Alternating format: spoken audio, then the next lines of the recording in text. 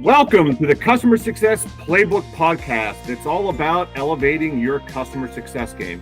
I'm Roman Trebon, and with me is my co-host, Kevin Metzger. We're here to bring you the latest insights, inspirations, and expertise from top leaders in the field of customer success. Kev, how you doing today?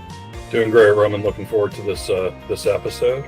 I am as well. And in this episode, so we're going to delve, Kev, into the world of data-driven decision-making. We're going to have on Ed Powers, and he's going to draw from his courses insights on how to harness the power of data and talk to us about how you can revolutionize customer success strategies and drive exceptional outcomes.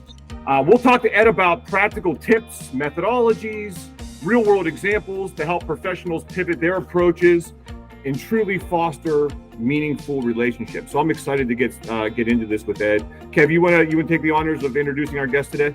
Sure. So Ed is a celebrated top 25 customer success influencer, and he's the principal consultant at Services Excellent Partners.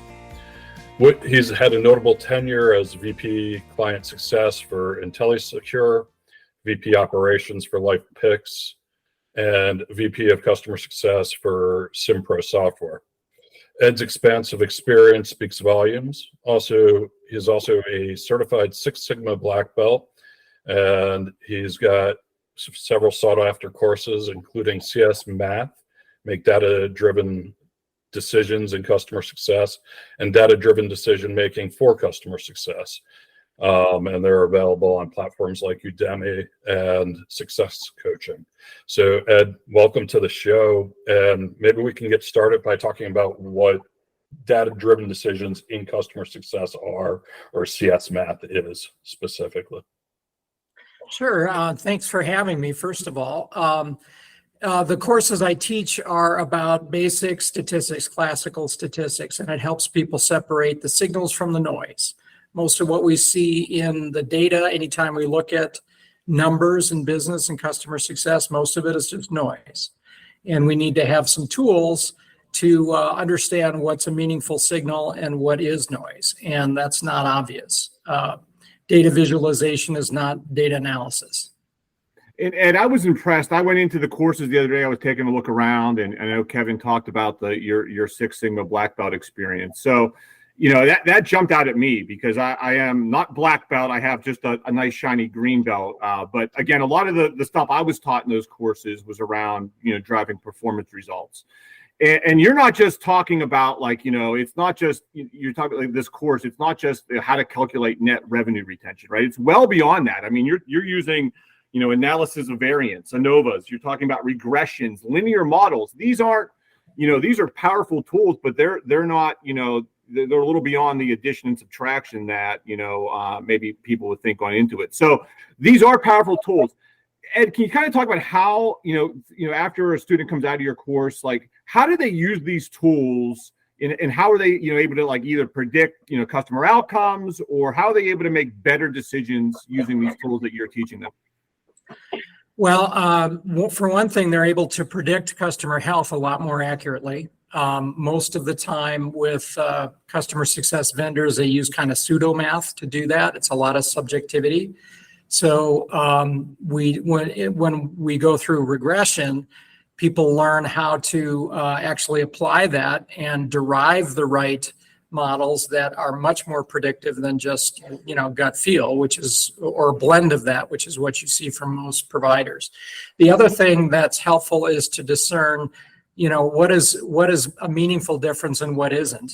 A lot of times people will see one number, look at another number and say, well, gee, this number is greater than that other number, or this team is doing better than that team, or this segment is outperforming that segment. And when you actually run the numbers, no, they're behaving the same way, right? So it's really understanding variation and measurement error.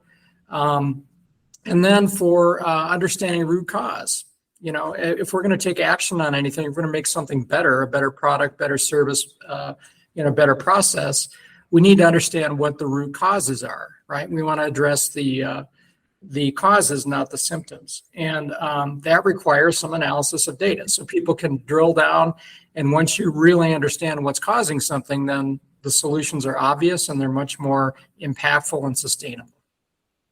When you're talking about, looking at the numbers to make these better decisions, I think part of understanding what you're looking at is understanding how to ask the questions right, so you know what you're measuring.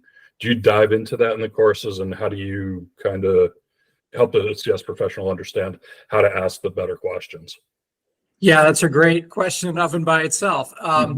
What we talk about a lot is scientific method, right? I mean, this is something that's been around for 2,000 years and it works really, really well. And it starts with questions. It starts with curiosity. Why is it, why are customers behaving the way that they are? Why are they deciding what they decide? What's causing that? And when we start asking those questions, then we can start speculating. We can start generating hypotheses. Well, I think it's because of this. Well, that's a great theory. Where's your data? Where's your evidence? Let's figure out if we can confirm or refute that hypothesis, right? And as you start asking those questions and unpacking that, peeling the onion, you start to find out what the real causes are. Yeah. And I earlier on I was talking about some of the tools you're using, like the linear models, the regressions. I sort of maybe jumped ahead a little bit because I know not all of our audience are going to know what these tools are, right? And so talk a little bit. I know the regression is a key tool. Can you give like a layman's kind of definition on sort of what it is, and then how you're teaching students in your class how to apply that? Sure. Well, we have probably all heard of correlation.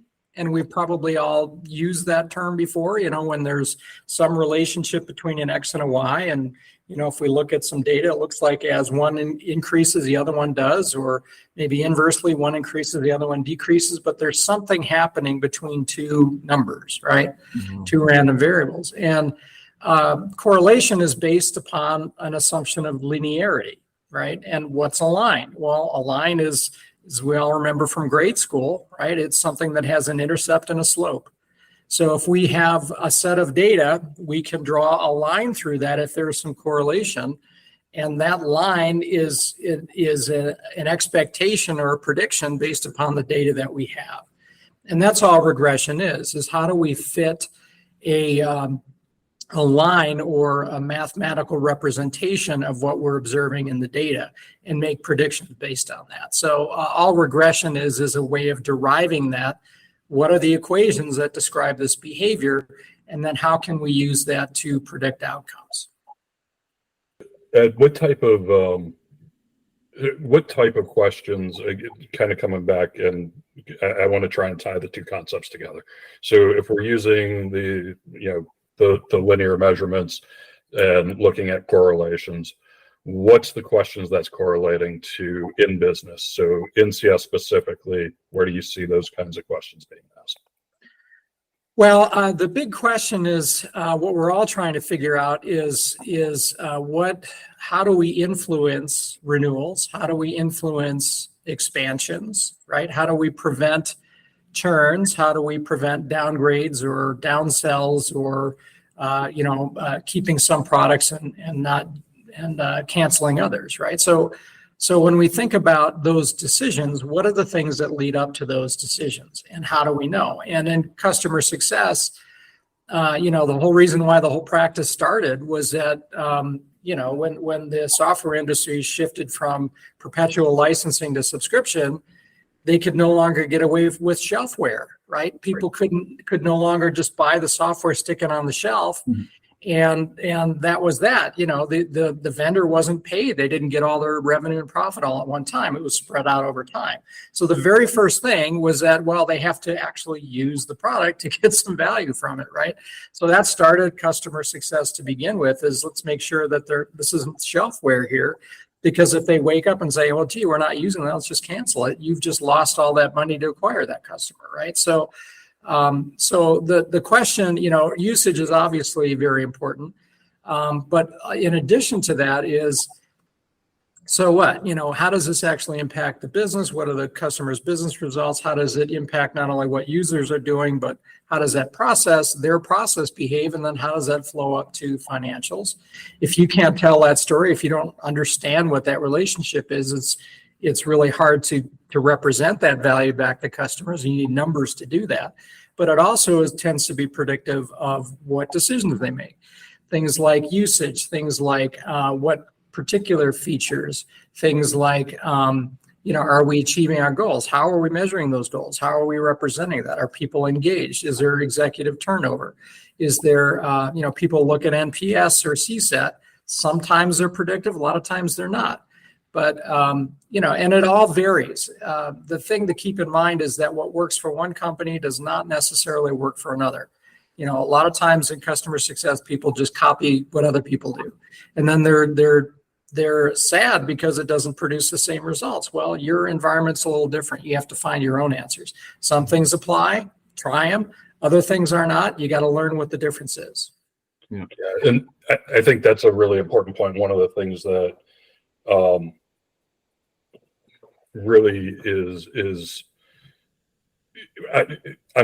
kind of what I'm wondering. So when you're looking at the different types of measurements, right? Whether it's NPS, whether it's CStats, whether it's somehow measuring a customer objective, achievement of customer objectives, and looking for the correlations.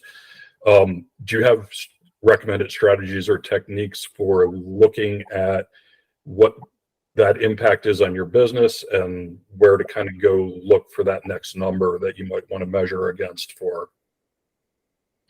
Well, surprisingly, it doesn't come from sitting in your office and looking at your four walls. You got to go out and talk to customers, right? You got to understand what is their reality. This is the qualitative side of it, is to actually go and ask them. And a lot of times customers will be real candid with you. They'll say, here's what we did and why we did it, right? And you talk to enough of them, you'll start to see patterns. You'll start to see things that are meaningful. And for example, if you say, well, you guys decided to cancel your agreement. Why was that? Well, because of this. Okay, X, whatever X is. And then you talk to other customers and you ask them, well, why did you renew your agreement? And they say, well, because of X. Well, okay, so when we have X, they renew. When we don't have X, then they cancel, right? Well, X must be really important.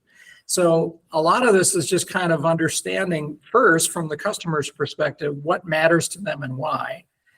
And then it's not just the offering, but the experience too, right? I mean, when we make decisions, it's not just about the thing that we bought, but the experience that goes along with it. And would we make that same decision again?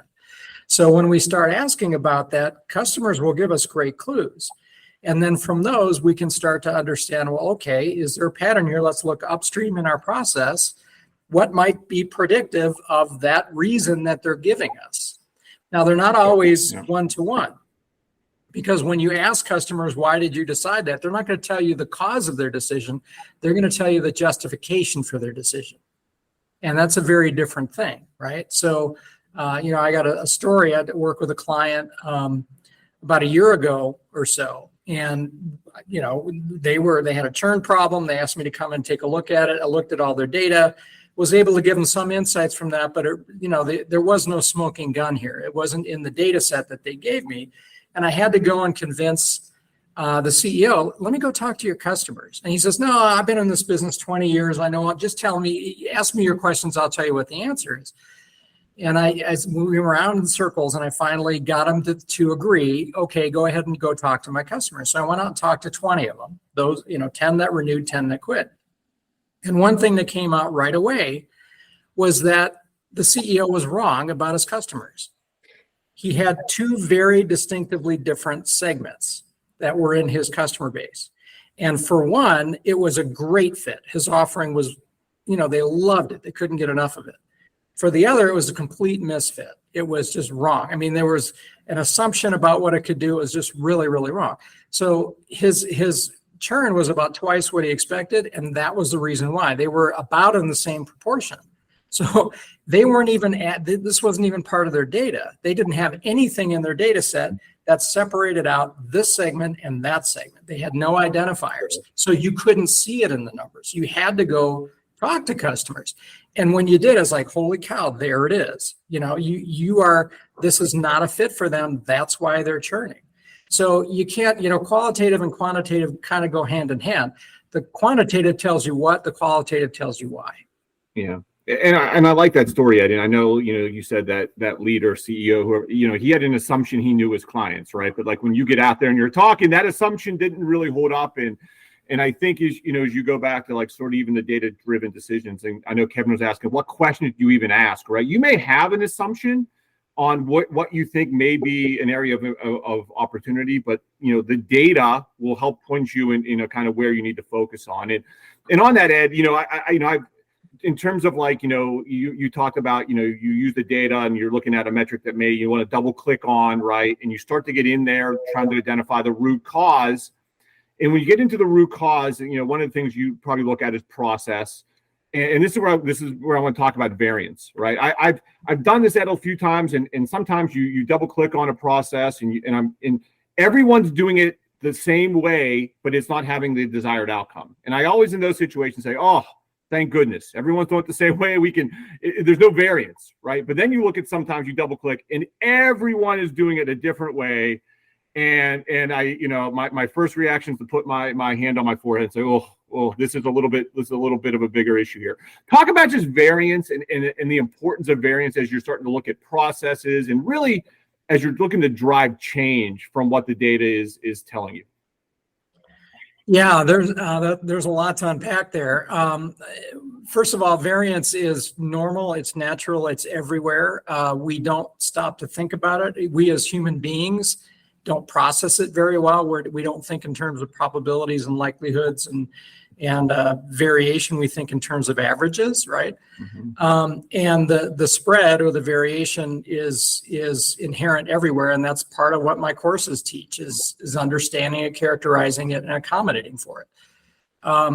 But that said, what drives a consistent result, the result that you're looking for is cause and effect, right? So if I have a good process, I'm going to get a good result.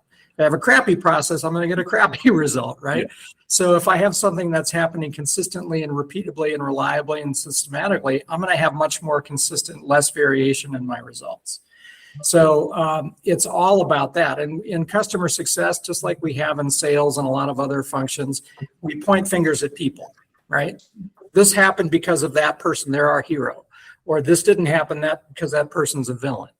And that's how our brains are wired. There's something called fundamental attribution error, where we point fingers at people. It's easier for our brains to process that, to think in terms of categories and black and white, than it is to really understand, well, you know what, there's probably other factors here. There's other circumstances. There's variance, right? There are things that are happening in the system that's leading to that result. The person may be the person responsible, but most times they're not. In fact, Dr. Deming, who is, a quality guru, probably the best management consultant of all time, he said 94% out of all the problems we face in business are systemic.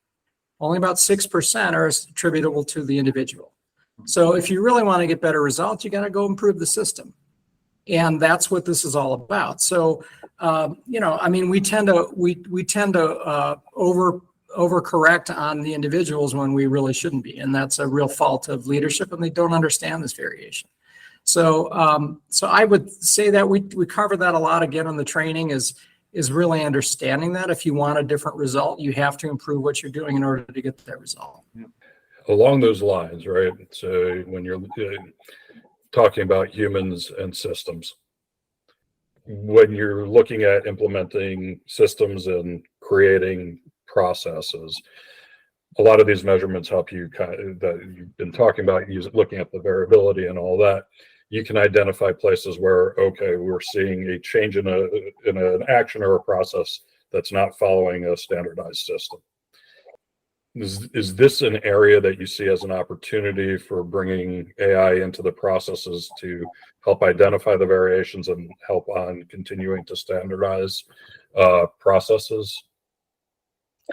Yeah, AI is really interesting, and we're all kind of enthralled by what's going on in that space right now. I would say that it's a tool. It's not replacing anybody. I think there's a lot of fear around that. It is a machine learning model. It can tell you what is maximum likelihood, right? And even like in ChatGPT, where you have billions of parameters, All it's doing is it's saying, well, given these inputs, given my prompts, this is the most likely result of that. It's all, at the end of the day, regression is just done on a massive scale, right? It's pattern matching. That's all it can do, is pattern matching. It doesn't understand meaning. It doesn't understand causes. It doesn't understand anything. It's just a machine giving you the most likely answer given what you've given it. That's all it is. In terms of systems and improvement and things like that, I think if we think about it as a tool, yeah, I mean, there's a ton of stuff out there and people are already starting to apply it to do some amazing things. The customer intelligence space is really interesting, where using AI machine learnings, where there's all this data that's happening. We're having this conversation, we're looking at each other, we're listening to each other's voices, and below our conscious awareness is tons and tons of data, things about tone and what words we're using and what's our body language, and even our pupils, and are they dilating when we're talking about this. That is all information that says something about what's really going on. And when you have these systems that can go through an incredible scale and say, hey, you know what? Kevin was really the dominant player in this conversation, and he's got a really great relationship with Roman. And because of the language they use together is different from the language they use with Ed. And it's fascinating when you really start breaking that down. And AI and machine learning can derive all that and hold it up and say, did you know this was really going on? For example, I sold for a number of years at HP. And when I was a new sales rep out in the field, my district manager would ride along with me on sales calls, right? He was developing me into a better salesperson. And, I remember distinctly, there were times I would go into these sales calls and I'd have my demo and presentation and all this stuff going. And he would just kind of observe everything that was going on. And we'd get back in the car and he says, yeah, they're not buying. And I was like, what? They were all over. He says, no, you didn't see this. The guy that came in later on, he was that guy's boss. And they sat down, they had a little conversation. He got up and walked out. They're not buying. So he was observing things that I wasn't aware of because I was so focused on my thing, right? Yep. So imagine doing that now with technology. That is incredibly powerful. And things like Gong and some of these other customer intelligence things are being able to do that. So that's amazing. That's really incredible. And you've got insight into factors that you never would have thought about. So that to me is really exciting when we think about machine learning, AI, those kinds of things. There's applications of that gives us not only opportunities to automate, but to see things we've never seen before, which can help us then better predict outcomes. And it sounds like the guy that was riding along with you, he could predict those outcomes just by watching the room, right? And I know in customer success, it's about being proactive, and you want to understand those predictive outcomes. And a big thing I know that customer success teams try to build is like a health score. And I know you have like a 6-step approach to kind of help build out that health score. And I wondered if you could just share a little bit about that. I know it's more than just, hey, the customer gave me some positive feedback and I think the health score is trending positive, right? I mean, it's really building out like a real approach, a data-driven approach to, have this health score that you can use to then predict some outcomes moving forward. Can you talk a little bit about that? Yeah, and I've talked a little bit about the 6-step process where you start with customers, right? You understand why they're deciding what they're deciding. Then you look back, what are those things that may be predictive? Then you analyze that data, and you may have some missing data. And you may need to look at that and say, well, they're saying this, but we're not capturing that. Let's gather some of that. Now let's see, does that in fact connect to that? So there's factor analysis, then you build your models, and then off you go, and you make your improvements. But I would say that if we look at customer health scores and how they're done in customer success, a couple different ways, 4 different ways. So the first one is it's subjective. What does your gut say? Well, this is a green account, right? Oh, that's a yellow account. Problem with that is that everybody's gut is calibrated differently, right? Yeah. So what you call yellow, what you call red, it's all over the place. So very high variance, lots of noise in that, not very reliable. Next level above that is, where there's some factor you can point to. Well, because I see this, I'll apply a rule, and that rule is more predictive of the outcome. So I'm going to rely on that rule or that particular thing, right? And if you're consistent about that, that is actually a better predictive thing than just using your gut. You can at least point to something, right? Mm-hmm. The next level above that is what's called improper linear models. And I'm actually quoting from a book called Noise by Daniel Kahneman, which is fabulous when he goes through all these things. But these improper linear models. So if I have a set of well-correlated factors and I just add them up and I say, well, if I see these three things and I know these three things are predictive, then I'll score them 1, 2, 3, and then that's better than just using one, right? A lot of the customer health platforms, when you sit down, you work with a Gainsight or Tatang or whatever, you go through this process where they say, well, when you're configuring your health score, they say, well, what are you using on your health score? Well, we don't really have one. What do you recommend? Well, our other clients do this. They use ABC. Okay, well, how should I weight them? I don't know, maybe 20%. So you go through this kind of subjective, you have some data there, but you're throwing some random numbers at it and you're hoping for the best. And of course you can put together a model and color code it and everything else, but how good is that, right? That's not really building a model. What building a model is taking the data and then deriving what those coefficients are and understanding which are factors and which are not. Surprisingly, things that you think matter don't. Some things that you think don't matter do, right?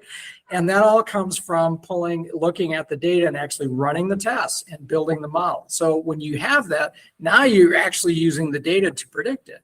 The next level above that is artificial intelligence and machine learning. When you have a very, very large data set and you've got a lot of factors, and some things can happen at very, very rare frequencies, but they're very determinant of an outcome. AI is very good to pull that out and say, well, when this and this and this happens in combination with that, and it happens 1/10 of 1% of the time, that's a slam dunk, that's a churn, right? Yeah.